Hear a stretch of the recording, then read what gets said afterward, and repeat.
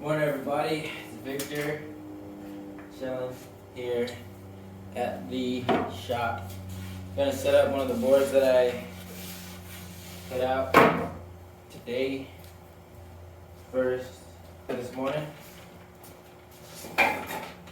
So I guess I'll talk about skateboarding and how we came into making it. So it all started when, I guess just about when in February, March, of 2020, just thinking that, well, we were originally getting our boards from somewhere online, and it was working out, but it would take forever, dude, like forever. And so, anyway, it would take forever, and we weren't really trying to wait that long, you know? It wasn't like, we weren't trying to do that, because, I mean, we would be waiting for almost a year for 20 boards. Just about a year for 20 boards, or if we wanted them by summer, we needed to order them before winter, so that fall before. And so it was hectic. And so our path of making skateboards. So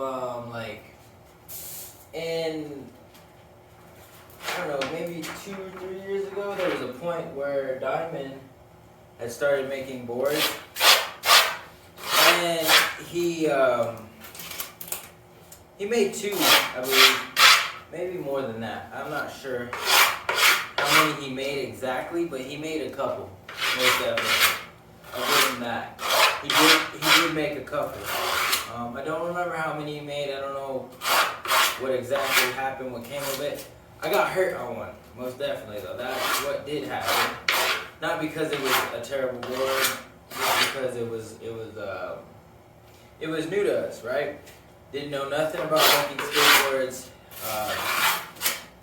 and it just, I don't know, it just didn't work out. I think the board was too long, like long this way, and just didn't work. I don't know exactly what Diamond did from there, but I know that no more skateboards would be. And so I was like, alright, let me figure out how to make skateboards. So I go online, like anybody can do. You go online, you find it, type in how to make a skateboard. You're going to find a couple of resources. DIY skate is probably the place to go. And that's the way you can,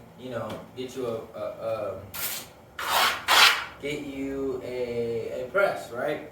So what I did was hold up, let me see. Alright, so what I did, I ended up looking into an actual wood mold for skateboards. And I looked into it, seemed pretty easy. Seemed like all you needed was a jigsaw or a bandsaw, more preferably a bandsaw, and then you needed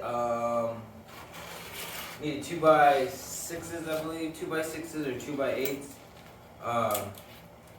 So you needed some wood, you needed some tools, a sander, some glue, and a couple of clamps. Anyway, so I tried it numerous times. Found out that cutting wood is not my forte. I'm not good at that. And so tried to cut it. My grandpa tried to cut it. Didn't work out. So we tried it twice. And over the years, I don't know what year this was. I couldn't even tell you. And then, so we tried it, didn't work out. And then as the years went by, because I had already bought the jigsaw, so I owned the jigsaw, which is not that expensive, but at the time when you're 17, buying a tool is like, whoa, slow down there, you're growing up too fast. Anyway, so I own this jigsaw, and I'm like, well, this jigsaw is just sitting there. So I tried again. Messed up, tried again. And I wasted about probably $300 worth of wood over the years. I think it's about $50 each time. I tried it like quite a bit. For some reason couldn't figure out how to cut it. And then most recently, this summer, I got the inclination to do it again because I realized I had access to a bandsaw now, which I didn't have access to before. So I was like, all right, cool. Let me try this. Let me run this. So I run it. It didn't work out. I realized I just wasted a whole like 3 days trying to make this mold out of wood, and it was not about to happen. And so that ended up that's what happened right there. I tried again, and I failed. Okay. But I was determined. And the reason why I was more determined is because people weren't getting boards. They weren't, people were unable to acquire skateboards. They weren't, I don't know if there's no wood, I don't know what it is. But anyway, I heard from the local skate shops, skateboards were hard to get. And, well, you can't be a skateboard. Words of a wise man, Sean Harrison at Lighter Potato, is that you're not a skateboard company unless you got boards. Okay, so that really resonated with me because I want to be a skateboard company. So I went and I looked into it some more, and I figured out the way to make a board. And the way to make a board is via vacuum press. Now, you can go and find all this information on the internet. So, I'm not gonna go too deep into that. So, you go and you find your vacuum press. And when you find your vacuum press, what you can do is you make a board. You make your shape. You press your first board. It's gonna be on this vacuum press. And well, that's what we did anyway. So I gave up. I gave up on the wood mold because you know what? I'm not a carpenter. Don't know nothing about carpentry. Don't know nothing about woodworking. So I made this board out of a vacuum press, which is also the first actual board that was ever made via Maze, which Diamond made, was a vacuum press board. Don't know where he got his vacuum from or his bag, but he got one. He's the one who put the idea in my mind. So we did that because we wanted to make a concrete mold. In the concrete mold, you need an uncut skateboard. What is an uncut skateboard? Well, when you get a skateboard, when you buy a skateboard, you like it to look a certain way. You want it to have a round nose, a round tail, and sometimes if you're, into that fashion or whatever, you want to shape the board. Well, that's a cut board. An uncut board is like this, right? Without the holes, of course, but it's like this. It's a square, okay? So you have a square, and what that square does, it fits in a box. You can set it in a box, and you can pour concrete into that box. And when you pour concrete into that box, it makes a mold for you. And with that, you are able to get two separate pieces that don't touch to make a mold. Because you need something to block the concrete from touching. So that's what we did. And actually my grandpa did it. Shout out my grandpa, Raymundo Corpus Jr. He hooked it up. That's my grandpa. He held it down. He made it happen. Because I'm not too familiar with concrete. I'm not too familiar with anything. I'm just a little city boy. I grew up, in the city, so I don't know nothing about working. I mean, I've worked my whole life, but I don't know nothing about working in the sense of like making things. I didn't make stuff. I just stole it or cleaned it. Anyway, so we got the concrete press. We got the concrete mold. That's the hardest part. Bottom line. You don't got a mold. You're not making skateboards. You're just not. And you don't got a mold, then you're not pressing skateboards. Period. So ended up figuring out how to make it. Made it. Got the press made. Figured all the other stuff out. Right. And it worked out. And now we're here, right? So that's basically what it was. So that's the journey of getting the mold and making skateboards. But the real reasons were because it was hard to get skateboards, or it would take too long. You know, people are asking for skateboards. Well, you want to give them skateboards, but you know, when you get them made from somebody, it's not that easy. I don't know the endeavors of waiting on wood or anything like that, but we're going to figure that out eventually as well. And so that was my journey of making, or having to get into creating skateboards because nobody was making them.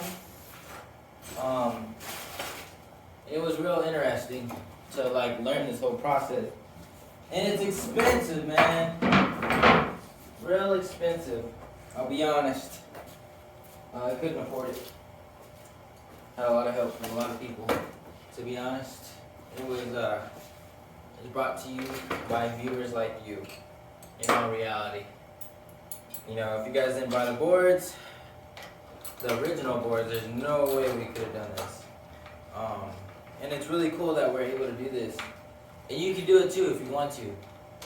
You just gotta not give up. That's the moral of this story. I gave up for a little bit, and then I had to get back on it because I was like, well, I wasted too much money. Now I gotta keep going. And now we're here. And we're still learning, man. Like, skateboarding, making skateboards is no easy task. It's not like making a t-shirt. Making a t-shirt was way easier. The risk level was lower than a skateboard. If you mess up a skateboard, you're messing up $20. Let's be real. I mean, that's cost of materials. That's not cost of labor involved either. So it's like it's difficult to it's difficult to mess up, you know. So moral of the story is try not to mess up. Try your best. Do your research. Learn about skateboards. Learn about wood. Because it's not only about knowing how to make a skateboard, but it's really about knowing wood and how that works. You know, temperature, moisture content, which is all stuff I'm learning right now. I'm no expert in that at all. Yeah, I don't know nothing about moisture content or the grains of the wood and like sealants of wood and how that all works out. I don't know nothing about that. I know how to shape it. I learned how to use a router, which was difficult. That's what you need to make the round edges, or to try to achieve it. I'm still not the best at it. I just learned how to use it. It's not like perfect or anything. So these new boards that are coming, they are learning, you know. So if you're lucky to get one, you're gonna get it at a lower price right now, and I hope that you enjoy it or save it, man, because this is legendary. This is the first step towards making, a real skateboard brand. There's a lot of native skateboard brands out there. They don't make their boards. There's a lot of brands out there. They don't make their boards. And so we took that leap, you know, because I think New Mexico deserves a recognition. I think New Mexico deserves their own boards. We get overlooked by a lot of the major companies, and the reason why is because we don't have a lot of people, and what that translates to is it's not a lot of money.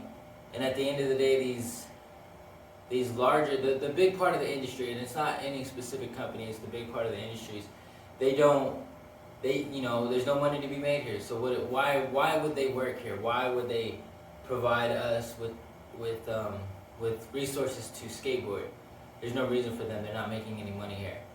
At the end of the day, they're gonna sell to larger skate shops versus our skate shops, and they're supposed to support the core skate shops. And that's one thing that is interesting to me to see in dire times right now of this coronavirus. A lot of skateboard situations, they're all talking about helping the small communities. Well, New Mexico is one of those small communities, if not just a small community. We don't have very many people here. Albuquerque's our biggest city, and Albuquerque's not that big. So just keeping that in mind as you purchase and you put your money towards places, think twice. Think twice about where those dollars go and how those dollars impact your community. You know who we are, so just let us know. It's May Skateboards. Have a good day. That was me setting up my board. It was a journey learning how to talk onto the camera. I hope you guys have a good day, and I hope all is well. You guys stay safe and wear a mask, please.